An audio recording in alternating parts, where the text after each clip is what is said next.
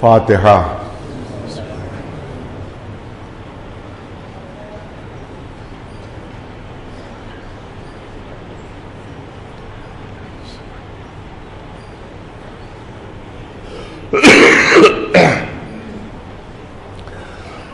اعوذ باللہ السمیع العلیم من الشیطان الرجیم، بسم اللہ الرحمن الرحیم، الحمد للہ رب العالمین، والصلاة والسلام علی سید الانبیاء والمرسلین، سیدنا و نبینا و شفیع المذنبین ابی القاسم محمد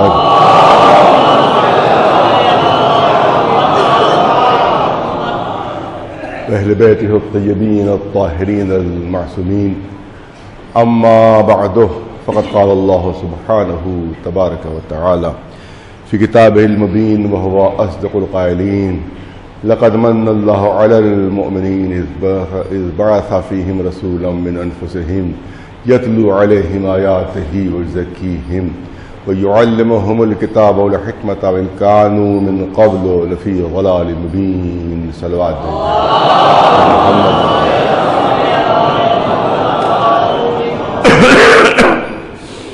آیہ کریمہ جس کو عنوان بیان قرار دیا ہے، اس کے سلسلے میں کچھ نہ کچھ عرض کرنا ہے، لیکن میں چاہتا ہوں کل کی بات جو کچھ نامکمل رہ گئی ہے اس کو آپ حضرات کے سامنے پیش کر دیا جائے۔ وہ ہے مقصد عزا اور مقصد عزاداری۔ یہ کروڑوں اور اربوں روپے جو عزاداری کے اوپر خرچ ہو رہے ہیں، کبھی کبھی کہا جاتا ہے کہ ان کا کیا مقصد ہے اور یہ کیا اس سے فائدہ حاصل ہو سکتا ہے۔ تو آپ یاد رکھیں کہ میں نے کبھی عرض کیا تھا کہ عزاداری اسلام کے حفاظتی قلعے کا نام ہے۔ عزاداری اگر زندہ ہے تو اسلام بھی زندہ ہے، عزاداری اگر زندہ ہے تو دین بھی زندہ ہے، اگر عزاداری زندہ ہے تو شریعت بھی زندہ ہے، اور اگر عزاداری زندہ ہے تو مسلمان بھی زندہ ہے۔ یہ بات کبھی کبھی کہی جاتی ہے، ارے کب تک عزاداری کو زندہ رکھو گے، کب تک کربلا کو زندہ رکھو گے؟ 1400 سال گزر گئے ہیں، مسلسل تذکرہ ہو رہا ہے، مسلسل ذکر ہو رہا ہے، کہاں تک ذکر ہوگا؟ کہاں تک اس ذکر کو زندہ رکھو گے؟ یہ جملہ کبھی کبھی کہا جاتا ہے کہ کہاں تک اس ذکر کو زندہ رکھو گے، کہاں تک کربلا کو زندہ رکھو گے؟ تو میں عرض کرتا ہوں کہ معاملہ برعکس ہے، معاملہ بالکل الٹا ہے۔ ہماری کیا حیثیت ہے کہ ہم کربلا کو زندہ رکھیں؟ ہماری کیا حیثیت ہے کہ ہم ذکر حسین کو زندہ رکھیں؟ ہماری کیا اوقات ہے کہ ہم عزاداری کو زندہ رکھیں؟ ہم نے عزاداری کو زندہ نہیں رکھا ہے، عزاداری نے ہم کو زندہ رکھا۔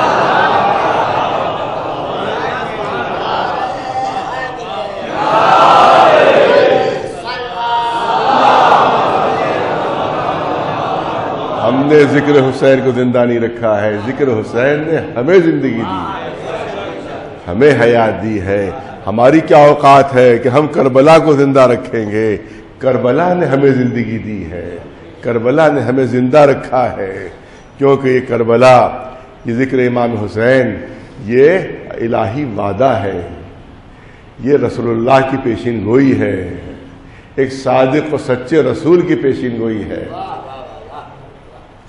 رسول اللہ ارشاد فرما چکے ہیں، حضور کا ارشاد ہے کہ اِنَّا لِقَتْلِ الْحُسَيْنِ حَرَارَةً فِي الْقُلُوبِ الْمُؤْمِنِينَ لَن تَبْرُدُ أَبَدًا، کہ حسین کی شہادت سے، مظلومانہ شہادت سے مومنین کے دلوں میں وہ حرارت پیدا ہوگی، وہ گرمی پیدا ہوگی جو قیامت تک کم نہیں ہوگی۔ رسول اللہ کا ارشاد ہے، رسول اللہ کا ارشاد ہے کہ امام حسین کے قتل اور ان کے مظلومانہ شہادت سے مومنین کے دلوں میں وہ گرمی پیدا ہوگی جو کبھی ٹھنڈی نہیں ہوگی، کبھی وہ گرمی کم نہیں ہوگی. تو یہ مجلسیں نہیں ہیں، توجہ رہے، یہ صف ماتم نہیں ہے، یہ عزاداری نہیں ہے، یہ مجلسیں نہیں ہیں، بلکہ ایک سچے رسول کی صداقت کی دلیل ہے. ایک صلوات بھیج دے بلند آواز.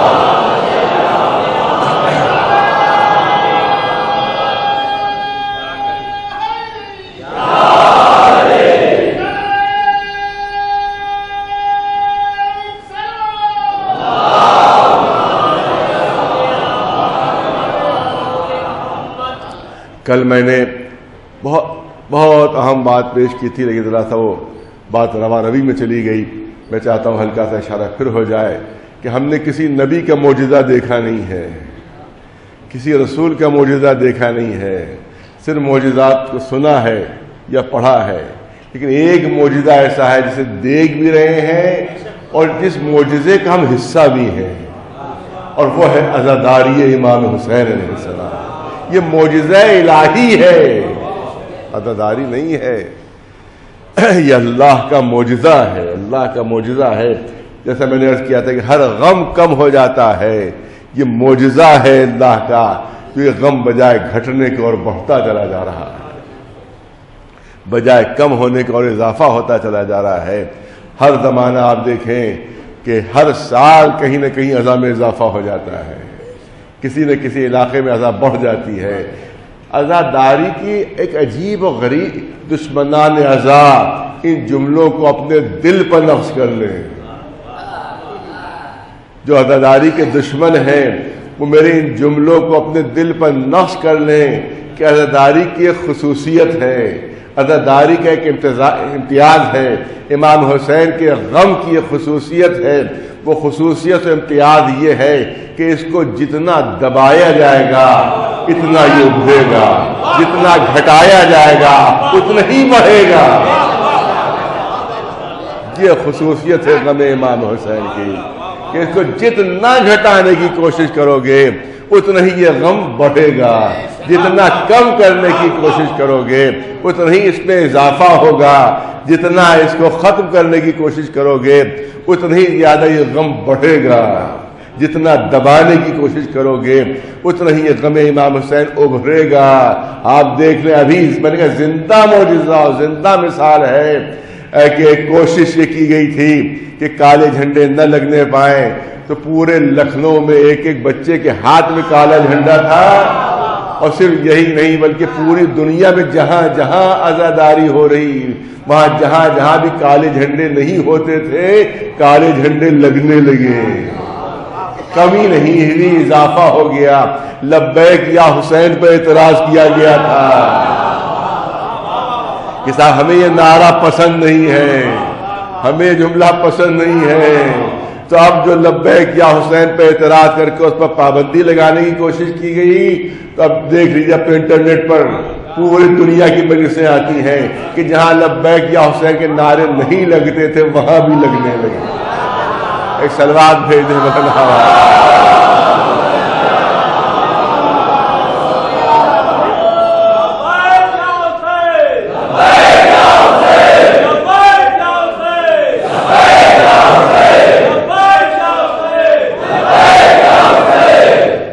جو ذاکرین منع کرتے تھے حکومت کی خوشامد میں، ایڈمنسٹریشن کی خوشامد میں، جو ذاکرین منع کرتے تو ان کی مجلسوں میں بھی پبلک جو ہے یہ نعرے لگاتی ہے کہ بھئی تمہاری خوشامد سے کچھ کام نہیں چلے گا، ہم حسین کے ماننے والے ہیں. عزاداری کی خصوصیت یہ ہے کہ جتنا روکنے کی کوشش کی جائے گی اتنی ہی عزاداری میں اضافہ ہوگا. صلوات بھیجیں بر محمد وآل محمد. کہا جاتا ہے کہ یہ آنسوؤں سے کیا فائدہ، یہ کہا جاتا ہے کہ رونے سے کیا فائدہ. نہیں، بہرحال ایک مصلحت بھی ہے، جہاں ثواب ہے وہاں مصلحت بھی ہے عزاداری کی. اور بہترین تبلیغ کا ذریعہ ہے عزا امام حسین، غم امام حسین بہترین تبلیغ کا ذریعہ ہے. آپ دیکھیں کہ جب لوہا سخت ہوتا ہے تو اس کو آپ کسی دوسری شکل میں نہیں موڑ سکتے، وہ لوہا ٹوٹ جائے گا، کوئی اس کو شکل نہیں دے سکتے. لہذا اگر لوہے کو کوئی شکل دینا ہو اپنی مرضی کے مطابق تو اس کو گرم کرنا پڑتا ہے. جب لوہا گرم ہو جاتا ہے تو وہ نرم ہو جاتا ہے. جب نرم ہو جاتا ہے تو اپنے حساب سے آپ اس کی شکل دے سکتے ہیں, اس کی شکل بدل سکتے ہیں. اسی طرح سے غم امام حسین اسی لیے ہے تاکہ غم امام حسین کی گرمی سے جو پتھر دل ہے وہ نرم ہو جائے, جو سخت دل ہے وہ نرم ہو جائے, تاکہ ان کے کردار کو سنوارنے میں آسانی ہو, ان کے کردار کو بنانے میں آسانی ہو.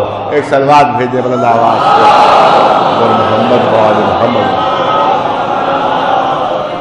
ایک بلند آواز سے صلوات بھیجے.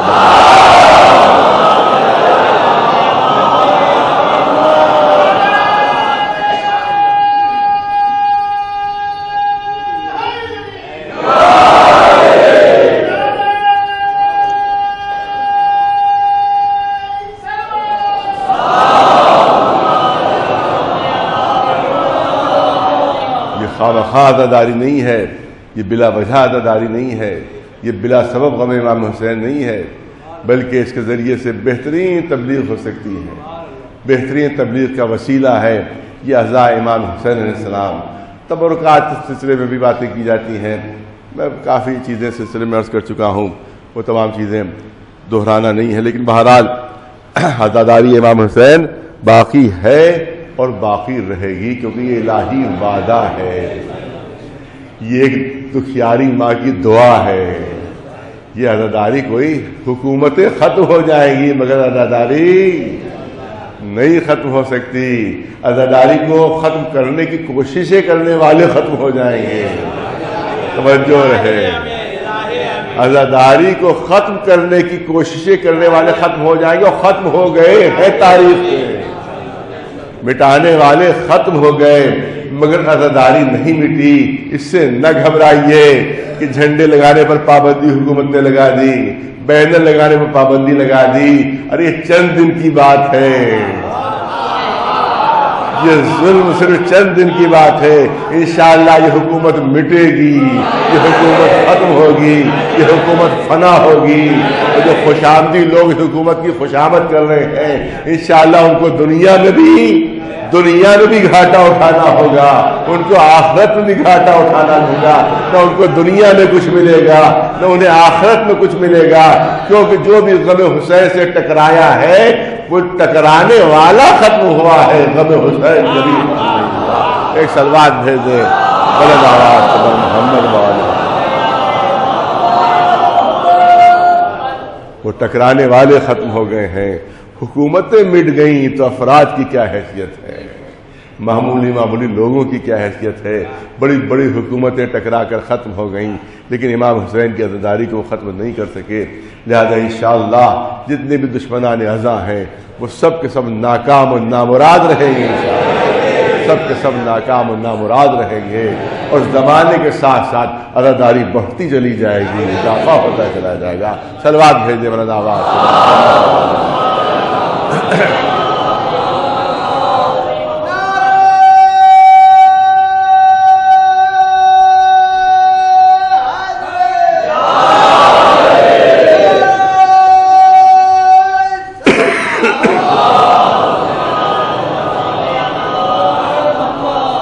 جس زمانے میں جلوسوں پر روک لگ گئی تھی تو دنیا یہ سمجھی تھی کہ عزاداری کو ختم کر دیا ہم نے, عزاداری کو کم کر دیا ہم نے. لیکن اسی زمانے میں ایک مثال میں نے دی تھی آج سے کئی برس پہلے, وہ مثال میں یہاں پر آج دہرانا چاہتا ہوں, اور بہترین مثال درج کرنا چاہتا ہوں. عزاداری کی خصوصیت پر گفتگو ہو رہی ہے, لہٰذا یہ مثال پھر دہرانا چاہتا ہوں. آپ دیکھیں کہ عزاداری کی خصوصیت یہی ہے, میں نے پہلے عرض کیا, اب اس کی مثال دوں گا. خصوصیت جتنا کم کرنے کی کوشش کرو گے اتنا ہی اس میں اضافہ ہوگا, اتنا ہی یہ بڑھے گی. یہ عجیب خصوصیت ہے عزا امام حسین کی. اس کے لیے میں نے مثال دی تھی کہ یہ کوشش کی گئی کہ سڑک کے اوپر امام حسین کا ماتم نہ ہو, تو کرفیو توڑ کر ماتم ہوا. سڑک پر ماتم ہوا, کرفیو توڑ کر ماتم ہوا, لاٹھیاں کھا کر ماتم ہوا, گولیاں کھا کر ماتم ہوا, مگر ماتم ہوا سڑک پر.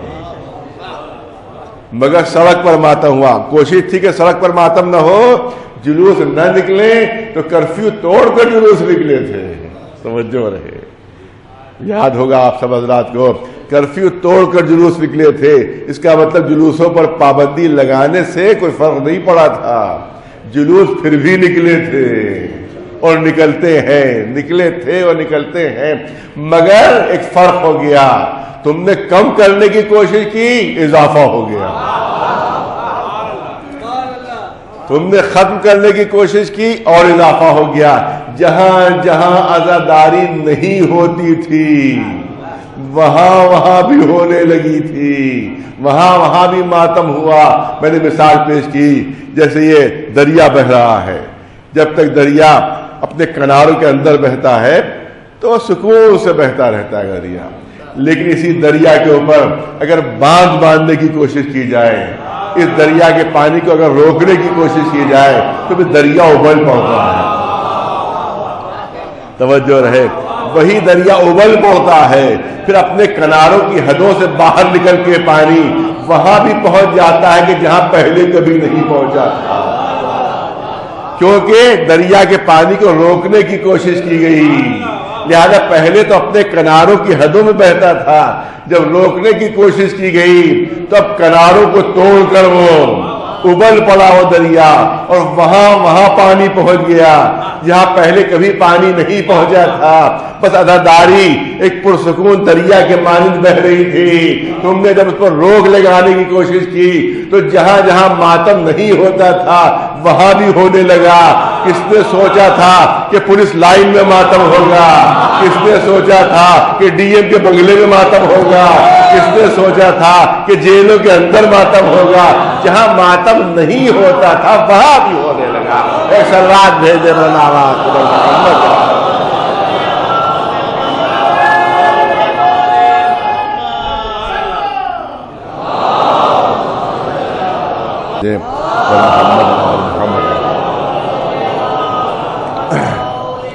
بس خصوصیت یہ ہے اس عزا کی کہ اس میں جتنا زیادہ اس کو کم کرنے کی کوشش کی جائے گی اتنی زیادہ اس میں اضافہ ہوگا۔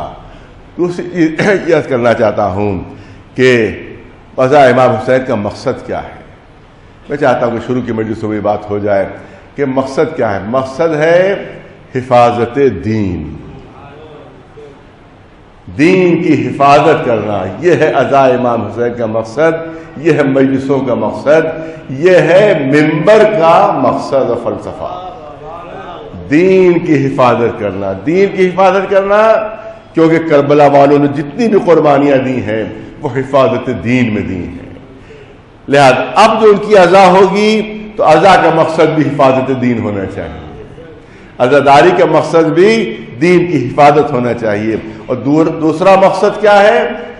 دوسرا مقصد یہ ہے کہ مظلوم کے حقوق کا دفاع کرنا، ظالم کی مخالفت اور مظلوم کی حمایت، یہ ہے منبر امام حسین کا فریضہ، یہ ہے منبر امام حسین کا فریضہ کہ ظالم کی مخالفت ہو، مظلوم کی حمایت ہو، اس کے حقوق کا دفاع کیا جائے، اس کو حاصل کرنے کی کوشش کی جائے، دین کی حفاظت، اسی کے ساتھ ساتھ مظلوم کے حق کی حفاظت۔ لہذا جو بھی کبھی کوئی ظالم کا ساتھ دے اس کو یہ حق حاصل نہیں ہے کہ وہ منبر کے اوپر امام حسین کے بیٹھ کر اور اس کے بعد عزاداری امام حسین کی گفتگو کرے، امام کی عزا کی گفتگو کرے۔ جو ظالم کا ساتھ دے رہا ہو وہ منبر پر بیٹھ کر مظلوموں کی حمایت کر رہا ہے، تو یہ دوہرا کردار منبر پر نہیں چلے گا، یہ ڈبل رول منبر پر نہیں چلے گا، یہ ڈبل رول ممبر پر نہیں چلے گا کہ ممبر کے نیچے اترے تو ظالم کے آگے ہاتھ جوڑنے لگے، ممبر کے اوپر پہنچے تو کربلا کے مظلوموں کا تذکرہ کرنے لگے، تو یہ ڈبل رول نہیں چلے گا۔ ایک سلوات بھیجے بلند آواز سے،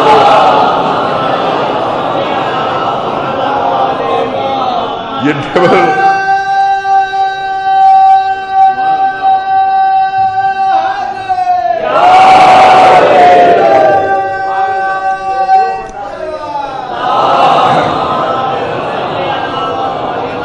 میں چاہتا ہوں کہ آج یہ گفتگو ہو جائے، یہ آج گفتگو مکمل ہو جائے۔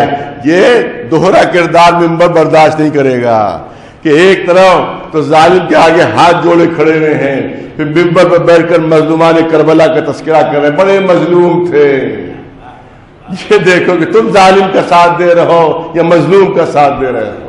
اگر ظالم کے ساتھ دے رہے ہو تو پھر منبر پر آ کر مظلوم کی حمایت کا حق تمہیں کہاں سے حاصل ہو گیا؟ ہاں، کربلا میں ہر بہترین فضیلت موجود تھی۔ کربلا فضیلتوں کے مجموعے کا نام ہے، ہر فضیلت وہاں موجود، ہر شرافت وہاں موجود، ہر کمال وہاں موجود تھا۔ بہت توجہ رہے، ہر کمال وہاں موجود تھا۔ وہاں کے لوگ باغیرت تھے، وہاں کے لوگ دین کے محافظ تھے، وہاں کے لوگ مظلوموں کے ساتھی اور ظالم کے مخالف تھے، وہاں دین کی حفاظت ہو رہی تھی۔ لہذا منبر پر وہی آ سکتا ہے، کیونکہ منبر کا فریضہ ہے دین کی حفاظت کرنا، تو منبر پر وہی آ سکتا ہے جو دین شناس ہو۔ ارے توجہ ہے، منبر پر وہی آ سکتا ہے جو دین شناس ہو۔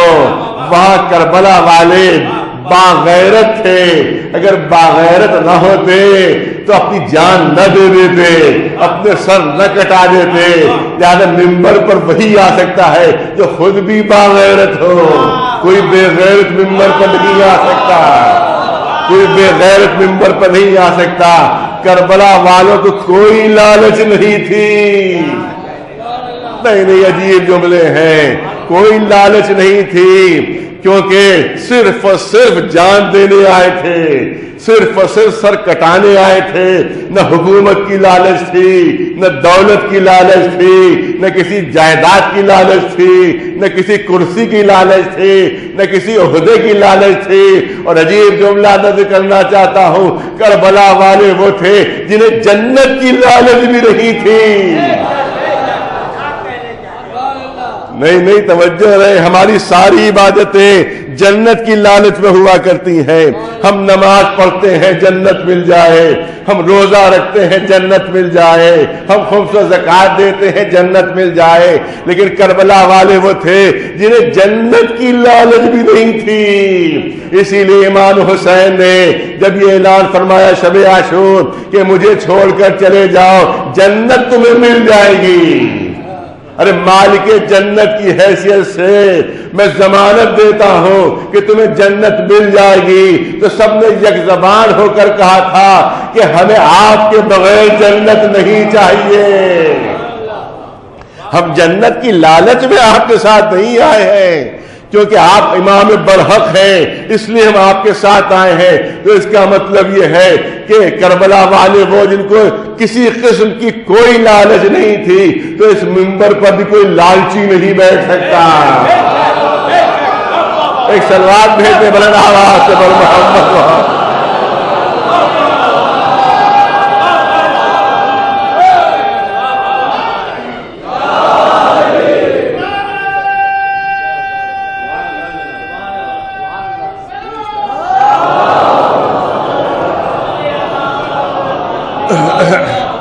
یہ ہے آداب منبر حسینی۔ میں نے کہا کہ میں چاہتا ہوں کہ آج یہ گفتگو ہو جائے۔ یہ بات کہی جاتی ہے کبھی کبھی کہ صاحب یہ کیا چیز ہے، علم کیا چیز ہے، یہ تعزیہ کیا چیز ہے، یہ تابوت کیا چیز ہے۔ صاحب یہی تو لکڑی ہے کہ جس سے اور چیزیں بھی بنا کرتی ہیں، اسی سے تابوت بھی بن گیا۔ یہ وہی کاغذ ہے کہ جس سے اور چیزیں بھی بنا کرتی ہیں، اسی سے تعزیہ بن گیا۔ یہی بانس کی تیریاں ہیں جس سے اور چیزیں بنا کرتی ہیں، اسی سے ہماری زری بن گئی۔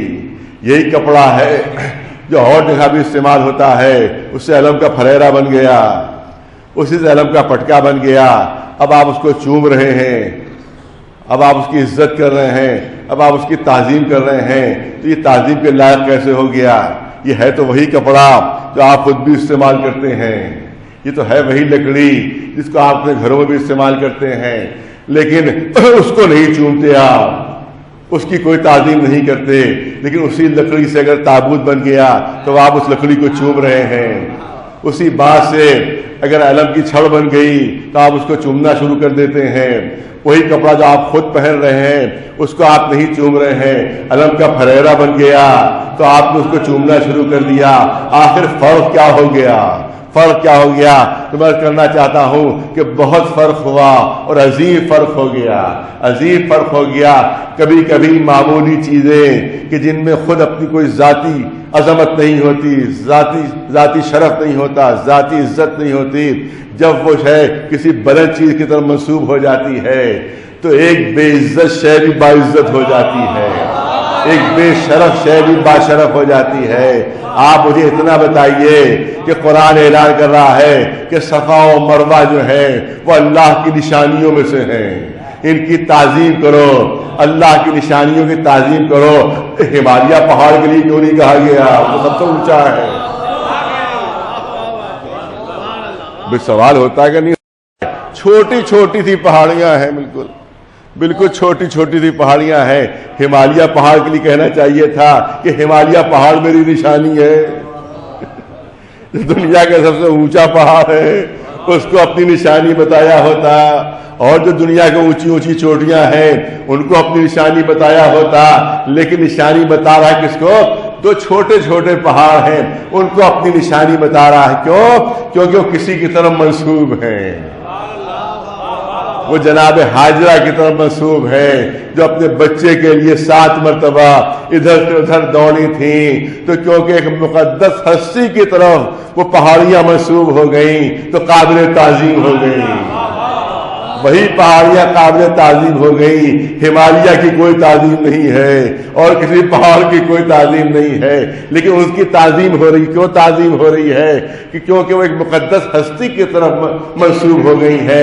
یہاں تک کہ شریعت کا حکم ہے، قرآن میں بھی اعلان ہو رہا ہے کہ جو یہ قربانی کے اونٹ ہیں یہ بھی اللہ کی نشانیاں ہیں، ان کی تعظیم کرو۔ یہاں تک کہ جو دمبے کے گلے میں رسی باندھی جاتی ہے، حکم شریعت یہ ہے کہ اس کا بھی احترام کرو، اس کا بھی احترام کرو، کیونکہ وہ ایک بلند شخصیت کی طرف منسوب، ایک بلند قربانی کی طرف منسوب۔ تو جو ابراہیم کی طرف جو چیز منسوب ہو جائے، جو جناب حاجرہ کی طرف منسوب ہو جائے، وہ تو قابل تعظیم ہے۔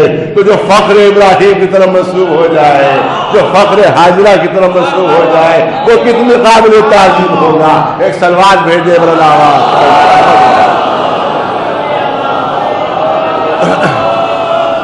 ایک سلوات بلند آواز سبحان محمد وآل محمد۔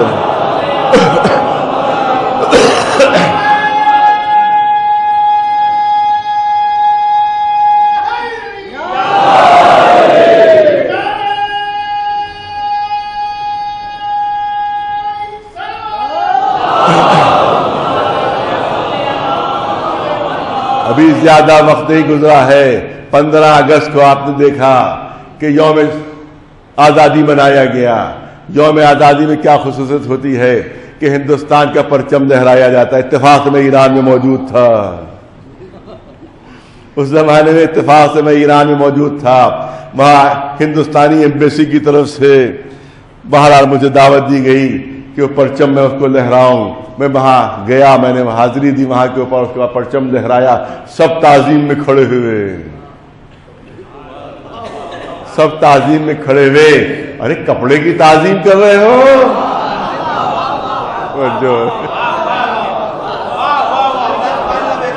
یہ وہی تو کپڑا ہے، ارے توجہ رہے، یہ وہی تو کپڑا ہے کہ جس سے قمیض بنتی ہے، یہی تو وہی تو کپڑا ہے کہ جس سے پیجامے بنتے ہیں، یہی تو کپڑا ہے کہ جس سے تم اپنے پہننے کے لباس بناتے ہو، اسی کپڑے کا وہ پرچم بنا ہوا ہے، لیکن سب تعظیم کے لیے دم بخود کھڑے ہوئے ہیں۔ کیوں؟ کیونکہ ہندوستان کی آزادی کی طرف منسوب ہے، ملک کی آزادی کی طرف منسوب ہے۔ کسی بڑی سے بڑی داڑھی والے کی ہمت نہیں ہے،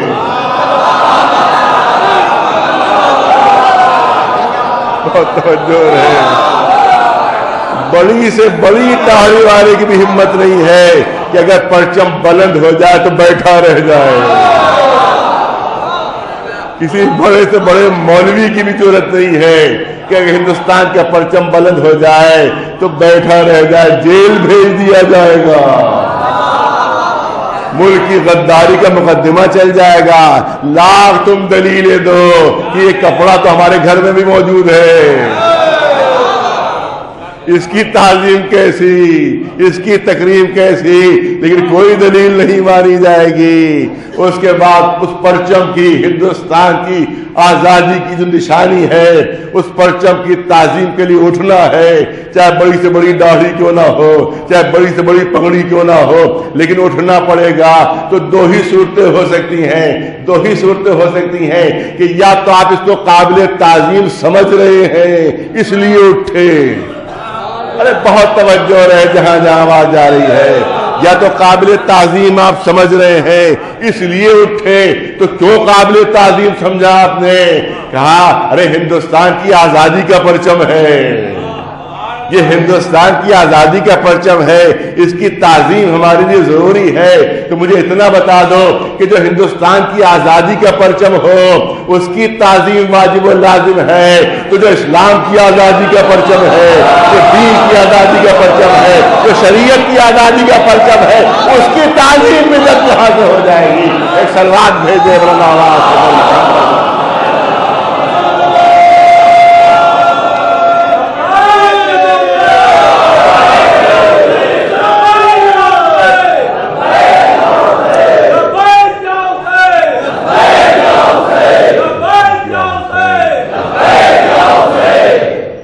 اس کا مطلب یہ ہے کہ آزادی کی نشانی ہے، لہذا کپڑا ہے مگر تعظیم ہو رہی ہے، کپڑا ہے مگر بڑے بڑے ملا مولوی تعظیم کے لیے کھڑے ہو رہے ہیں۔ تو دو ہی صورتیں ہو سکتی ہیں کہ یا تو قابل تعظیم سمجھ کر اٹھ رہے ہو، ارے توجہ، یا تو قابل تعظیم سمجھ کر اٹھ رہے ہو۔ تو کیوں قابل تعظیم سمجھا؟ ارے ہندوستان کی آزادی کا پرچم ہے، ہمارے ملک کی آزادی کا پرچم ہے، ہماری وطن کی آزادی کا پرچم ہے، اس لیے ہم تعظیم کر رہے ہیں۔ تو جو اسلام کی آزادی کا پرچم عالم عباس ہے، جو دین کی آزادی کا پرچم ہے، اس کی اگر تعظیم ہو رہی ہے تو آپ اس کو برا کیوں کہہ رہے ہیں؟ تو ایک صورت تو یہ ہو سکتی ہے، بہت توجہ، ایک صورت تو یہ ہو سکتی ہے کہ واقعاً قابل تعظیم سمجھ رہے ہیں اس لیے اٹھ رہے ہیں۔ دوسری صورت یہ ہو سکتی ہے کہ قابل تعظیم نہیں سمجھ رہے ہیں مگر اٹھ رہے ہیں، ارے توجہ رہے، کہ قابل تعظیم نہیں سمجھتے ہیں اس کے بعد بھی مجبوراً اٹھ رہے ہیں، قابل تعظیم نہیں سمجھتے ہیں اس کے بعد بھی مجبوراً اٹھ رہے ہیں۔ تو میں کہتا ہوں اسی کو تو تقیہ کہا جاتا ہے۔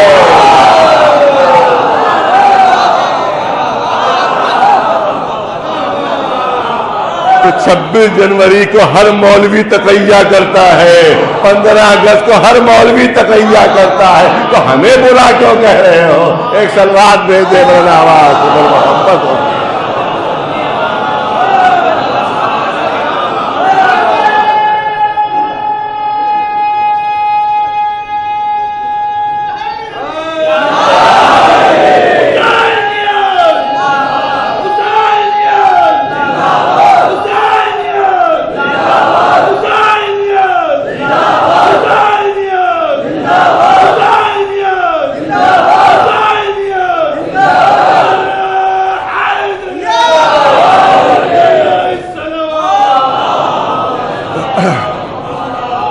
میں نے کہا نسبت سے عظمت پیدا ہو جاتی ہے، نسبت سے عظمت پیدا ہو جاتی ہے۔ اب بس جلدی سے 2-3 قرآن مجید کی مثالیں دے دی جائیں تاکہ بات اور واضح ہو جائے۔ جس وقت رسول اللہ حضور سرور کائنات محمد مصطفیٰ صلی اللہ علیہ وسلم معراج ہوتی ہے تو آپ معراج کی جو آیت ہے وہ آپ برابر کی تلاوت بھی کرتے رہتے ہیں، سنتے بھی رہتے ہیں۔ سبحان الذی اسری بعبدہ لیلا من المسجد الحرام الى المسجد الاقصى الذي باركنا حوله لنريه من آیاتنا انه هو السمیع البصیر۔ بابرکت ہے واللہ، سبحان الذی، بابرکت ہے وہ اللہ جو اپنے بندے کو راتوں رات لے گیا معراج کی منزلوں میں۔ آپ دیکھیں قرآن مجید میں کہیں یا ایھا النبی کہا گیا، کہیں یا ایھا الرسول کہا گیا، کہیں طٰہٰ ہے، کہیں یاسین ہے، کہیں مزمل ہے، کہیں مدثر ہے، لیکن معراج کی منزلوں پر اور معراج کی بلندیوں پر جب اللہ اپنے رسول کو لے جا رہا ہے تو نہ رسول کہا کہ میں رسول کو لے جا رہا ہوں، نہ یہ کہا کہ میں اپنے نبی کو لے جا رہا ہوں، نہ طٰہٰ ہے، نہ یاسین ہے، نہ مزمل ہے، نہ مدثر ہے، نہ کوئی عہدے سے خطاب کیا جا رہا ہے، نہ کوئی لقب دیا جا رہا ہے محبت کا، بلکہ بندہ کہا جا رہا ہے۔ اسی لیے جو معراج کی فضیلت کے منکر ہیں وہ یہ کہتے ہیں کہ اگر معراج کوئی فضیلت ہوتی تو جس طرح سے اور مقامات کے اوپر اللہ نے محبت کے القاب سے پکارا ہے، محبت سے آواز دی ہے، معراج پر لے جاتے ہوئے بھی کوئی محبت بھرا لقب دینا چاہیے تھا، وہ تو صرف بندہ کہہ رہا ہے، ہم سب اللہ کے بندے ہیں، تو اگر رسول کو یہ بندہ کہہ دیا تو کون سی عظمت ہو گئی، کون سا شرف ہو گیا، کون سا مرتبہ ہو گیا۔ بہت توجہ رہے، حقیقت یہی ہے کہ ہم سب اللہ کے بندے ہیں۔ صاحبان ذوق تشریف فرما ہے، ہم سب اللہ کے بندے ہیں، کسی کو انکار نہیں ہو سکتا اللہ کی عبدیت سے، ہم سب اللہ کے بندے، لیکن بہت ذوق مجمع سامنے ہے، لیکن ہمارا اپنی زبان سے اپنے کو اللہ کا بندہ کہنا یہ اور بات ہے، لیکن اللہ کسی کو محبت سے پکار لے میرا بندہ، تو عبدیت کو معراج مل جائے گی، تو ہمیشہ نسبت سے بلندی ملتی ہے۔ ایک سلمان بھیج دے بلند آواز تو محبت والے۔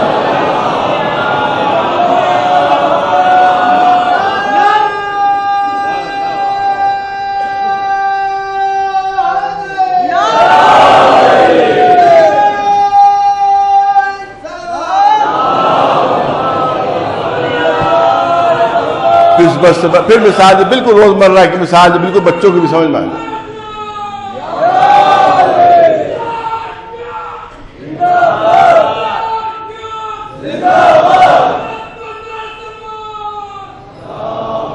ایک صلوات بلند آواز سے محمد۔ بالکل سامنے کی مثال کہ ایک ننھا سا بچہ بھی بات سمجھے، ہم نے سیمنٹ منگوائی، اینٹیں منگوائی، مسالہ منگوایا، مزدور آ گئے، معمار آ گئے، گھر تیار ہو گیا۔ یہ گھر کس کا ہے؟ یہ میرا گھر ہے، یہ میرا گھر ہے، کیونکہ میری طرف منسوب ہے۔ تو کیا آپ جب گھر کے اندر جاتے ہیں تو چپلیں جوتے اتار کے جاتے ہیں؟ اس بات کا خیال رکھتے ہیں کہ نجس کوئی نجاست نہ ہو کپڑے میں، جیسی حالت میں ہوتے ہیں تو گھر کے اندر چلے جاتے ہیں۔ ہے ہمارا گھر ہے، ہمارا گھر ہے، لیکن وہی مسالہ، وہی سیمنٹ، وہی اینٹیں، وہی پتھر، کوئی فرق نہیں ہے، کوئی فرق نہیں۔ ہو سکتا ہے مزدور بھی وہی ہو سکتا ہے معمار بھی وہی ہو، ایک دوسرا گھر ہم نے بنایا۔ بہت توجہ ہے، دیکھیے میں نے کہا چھوٹا چھوٹا بچہ بھی بات سمجھ سکتا ہے کہ ایک دوسرا گھر ہم نے بنایا، دوسرا گھر بنایا، کہا یہ اللہ کا گھر ہے۔ ادھر نسبت بدلی، ادھر احکام بدلے۔ ارے توجہ رہے، ادھر نسبت بدلی، ادھر احکام بدلے۔ اب جوتے چپلیں باہر ہی اتاریے، اب حالت نجاست میں اندر نہیں جا سکتے۔ اب آپ جاتے ہیں تو دنیاوی گفتگو نہیں کر سکتے، مسجد کے اندر دنیاوی گفتگو نہیں کر سکتے۔ جائیے تو 2 رکعت نماز نظر کیجئے، 2 رکعت نماز نظر کیجئے، معلوم مسالہ وہی ہے، اینٹیں وہی ہیں، سب چیزیں وہی ہیں، مزدور بھی وہی ہیں، بنانے والے بھی وہی ہیں۔ تو یہ عظمت اس میں کیسے پیدا ہو گئی، یہ شرف کیسے پیدا ہو گیا، یہ احکام کیسے بدل گئے؟ کیونکہ ہم نے کہہ دیا، اس گھر کو کہا تھا کہ ہمارا گھر، اس گھر کو کہہ دیا اللہ کا گھر۔ ادھر نسبت بدلی، ادھر عظمت پیدا ہوئی، ادھر شرف پیدا ہو گیا، ادھر احکام بدل گئے۔ پوری توجہ رہے تو اس کا مطلب یہ ہے کہ چیز وہی ہے، صرف نسبت بدلی ہے، چیز وہی ہے، صرف نسبت بدلی ہے۔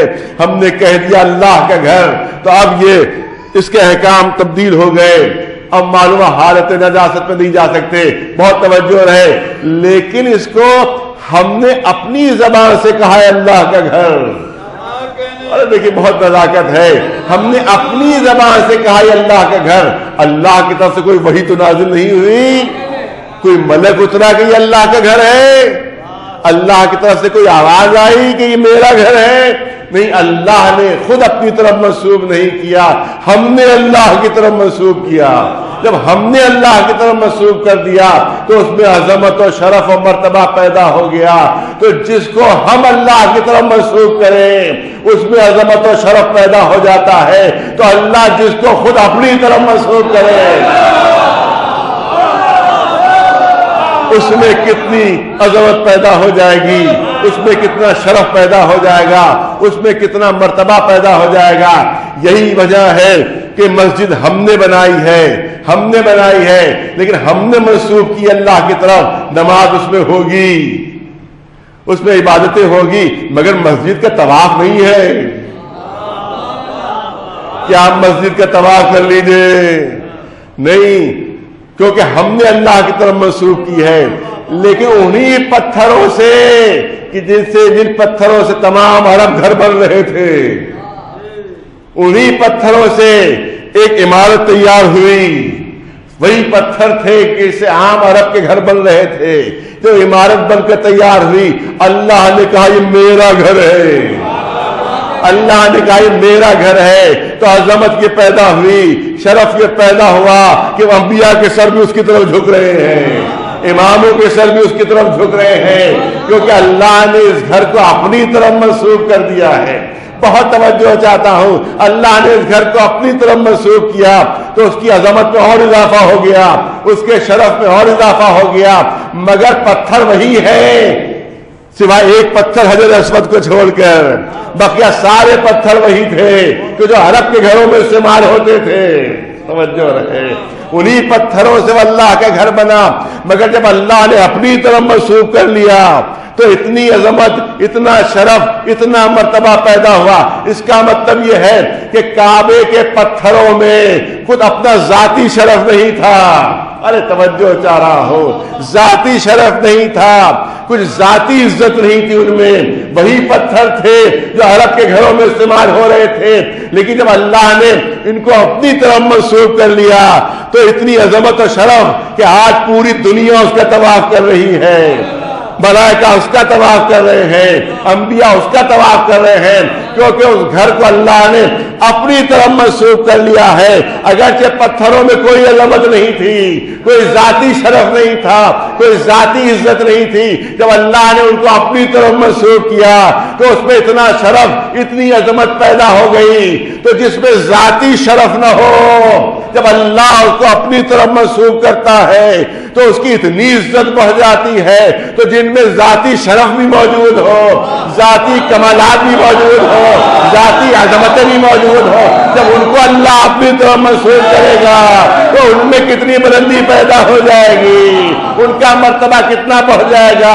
یہی وجہ ہے کہ کعبے کے پتھروں میں ذاتی شرف نہیں تھا، اللہ نے اپنی طرف منسوب کیا، مگر زمین ہی تک رہ گیا.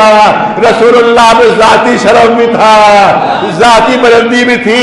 جب اللہ نے اپنی طرف منسوب کیا تو کعبہ قوسین و ادنا کی منزلوں پر پہنچ گئے، تو کعبہ قوسین و ادنا کی منزلوں پر پہنچ گئے. ارے کعبے میں ذاتی شرف نہیں تھا، اللہ نے اپنی طرف منسوب کیا، کعبہ رہا، مگر علی میں ذاتی شرف بھی موجود تھا، ذاتی کمالات بھی موجود تھے. جب اللہ نے اپنی طرف منسوب کر کے نفس اللہ کہا تو اسی کعبے کو علی کا زچہ خانہ بنا دیا گیا.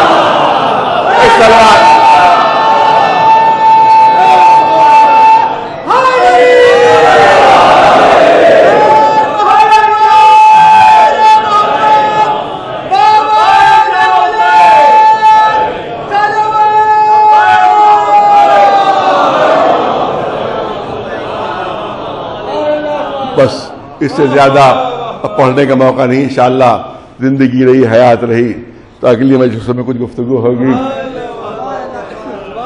آج 2 محرم ہے، اور آج کی تاریخ وہ تاریخ ہے کہ جس تاریخ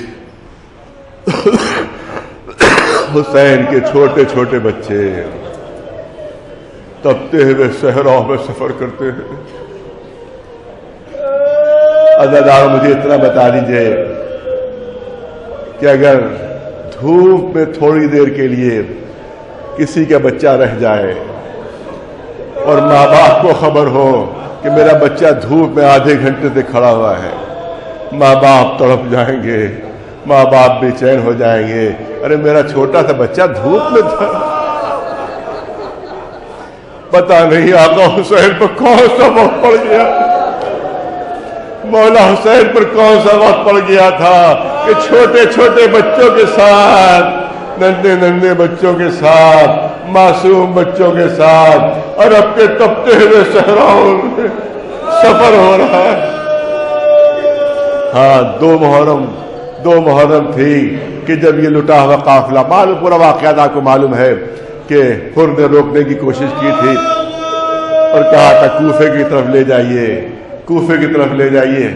وہ چاہتا تھا کہ کوفے کی طرف لے جائے. امام حسین نے انکار کیا، یہاں تک کہ یہ بات بڑھتے بڑھتے یہاں تک کہ امام حسین آگے بڑھتے رہے اور حر روکنے کی کوشش کرتا رہا. یہاں تک ایک زمین ایسی آئی کہ حسین کے گھوڑے کے قدم رک گئے.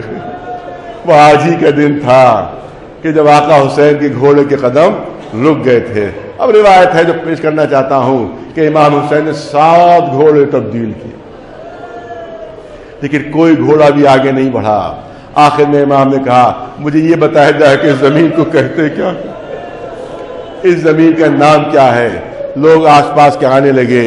کسی نے کہا کہ اس کو غاضریہ کہتے ہیں، کسی نے کہا شط فرات کہتے ہیں، کسی نے کہا نینوا کہتے ہیں. مختلف نام لیے جا رہے ہیں. امام پوچھ رہے ہیں کوئی اور نام بھی، کوئی اور نام بھی، کوئی اور نام بھی. ایک بہت ضعیف شخص آتا ہے سامنے، ایک بہت ہی بزرگ شخص. وہ کہتا ہے آقا اس زمین کے ایک نام اور ہے، اس زمین کے ایک نام اور ہے. پوچھا کیا نام ہے؟ کہ آقا اس زمین کو کربلا بھی اس زمین کو کربلا بھی کہتے ہیں. روایت کہتی ہے یہ سننا تھا کہ امام نے مرثیہ پڑھا. اس مرثیے کے اشعار یہ تھے کہ یہ زمین ہمارے لیے پیدا کی گئی ہے، ہم اس زمین کے لیے پیدا کیے گئے ہیں.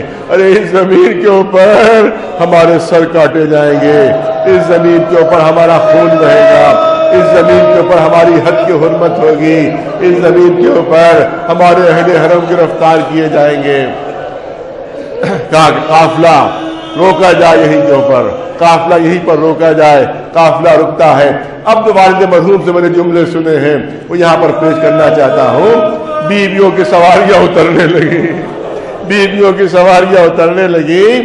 یہ کہا ہے جب جناب زینب نے قدم رکھا تو ایک زرد رنگ کا غبار اڑا اور جناب زینب کے سر پر آ کر پڑا. گھبرا کر کہا میرے بھیا کو بلاؤ، میرے بھیا کو بلاؤ. امام حسین تشریف لائے. وہ بہن زینب کیا بات ہے؟ کہ بھیا عجیب بات ہوئی، عجیب بات ہوئی. ارے جیسے ہی میں نے اس زمین پر قدم رکھا ایک زرد رنگ کا غبار ہو گیا میرے سر کے اوپر پڑا.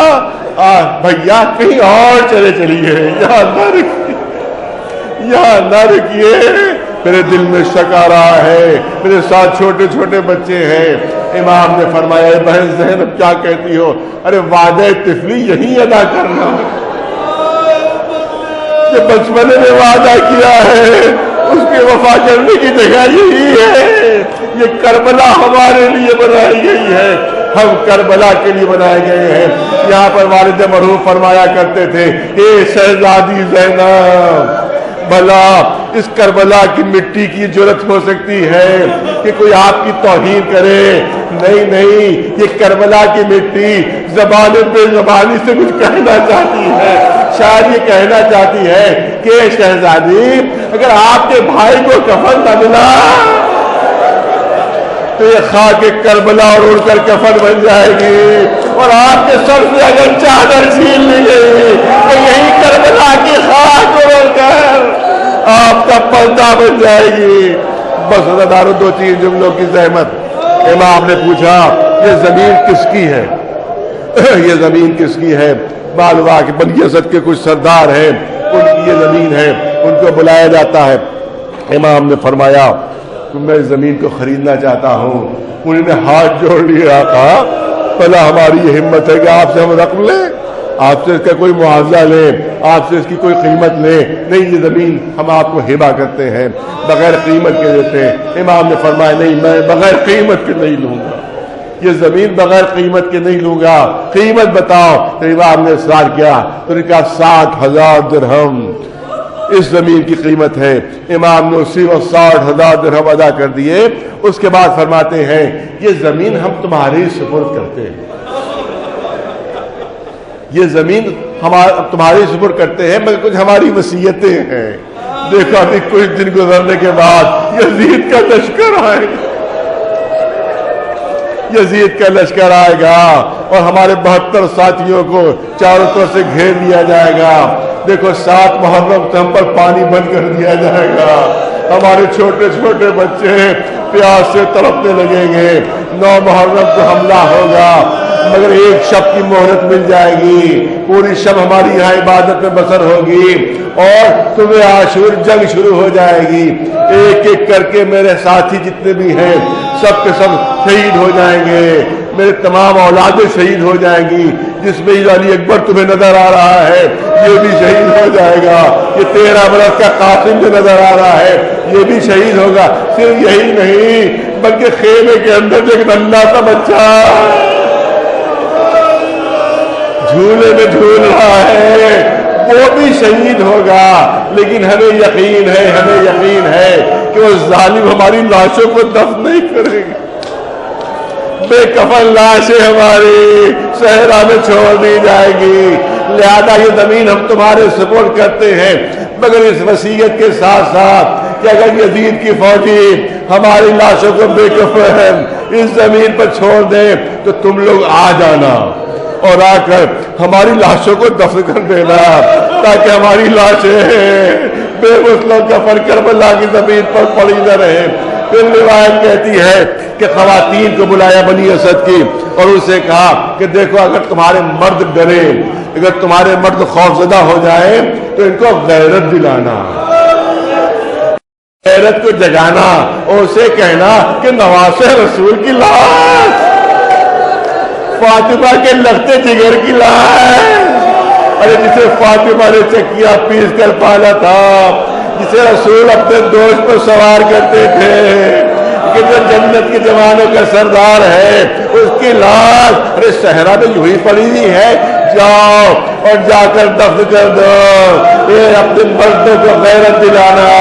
اس کے بعد روایت کہتی ہے کہ چھوٹے چھوٹے بچوں کو بلایا، ننھے بچوں کو بلایا اور بچوں سے کہا اے میرے بچوں دیکھو اگر تمہارے ماں باپ خوفزدہ رہے اور دفن کرنے کے لیے نہ آئے تو تم ہی کھیلتے ہوئے آ جانا، تم ہی کھیلتے ہوئے آ جانا اور ایک ایک مٹھی خاک ہماری لاشوں پر ڈال دینا تاکہ ہماری لاشیں چھپ جائے۔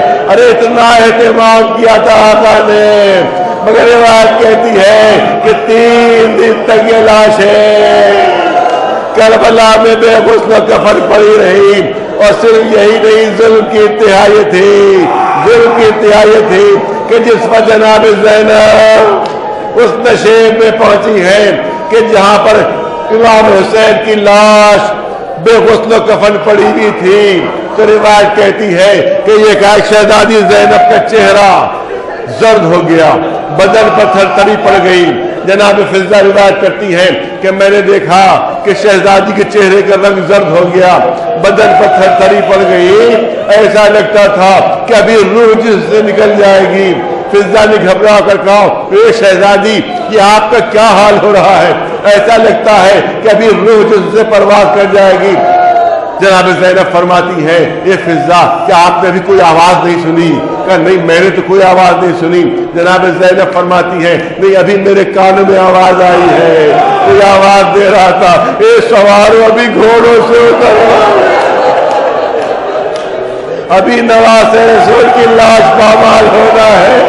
روایت کہتی ہے کہ پہلے ایک ایک لاش پامالی کے لیے رکھی گئی، جب بھی کوئی لاش پامالی کے لیے رکھی جاتی تھی، یزید ہی کے لشکر سے کوئی نکل کر کہتا تھا کہ اس سے ہماری دور کی رشتہ داری ہے، ہم برداشت نہیں کر سکتے کہ ان کی لاش ہمارے سامنے پامال ہو۔